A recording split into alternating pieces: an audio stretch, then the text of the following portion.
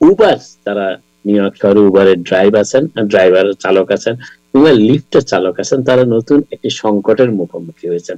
অনেকে হয়তো এই সংকটের ব্যাপারে এখনো অবগত নন।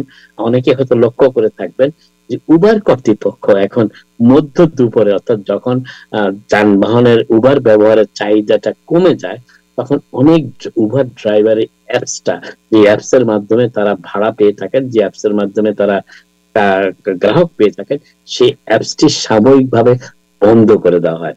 অর্থাৎ কোন চালক, উবার চালক সে সময় ফেয়ার চাইলেও তারা সেটি পান না, কারণ সেই সময়টা তাদের জন্য উবার অ্যাপসটি বন্ধ থাকে। এবং এই বিষয়টা অবশ্য তারা স্বীকার করেছে, উবার কর্তৃপক্ষ।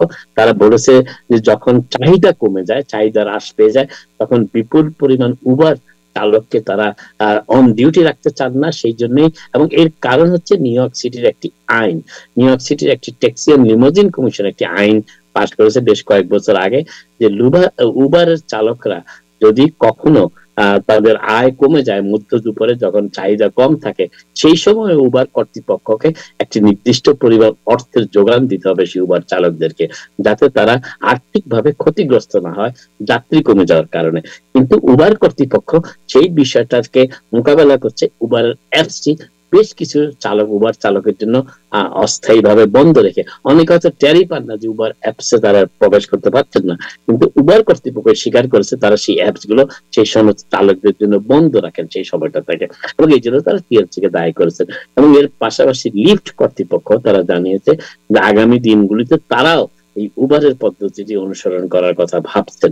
এবং এর ফলে সংকটে পড়েছেন বেশ কিছু উবার চালক। তার মধ্যে একজন উবার চালক একটি সংবাদ মাধ্যমকে বলেছেন, তিনি আগে যেখানে গড়ে $350 পর্যন্ত আয় করতে পারতেন দৈনিক, তিনি এখন সেখানে $170 বেশি আয় করতে পারেন না গড় পড়তায়।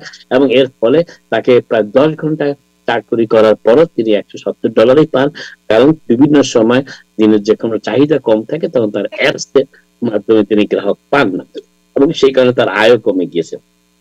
অবশ্য উবার চালকদের একটি ইউনিয়ন এই বিষয়ে উবারের বিরুদ্ধে মামলা করার হুমকি দিয়েছে যদি এই সমস্যাটির আশু সমাধান করা না হয়।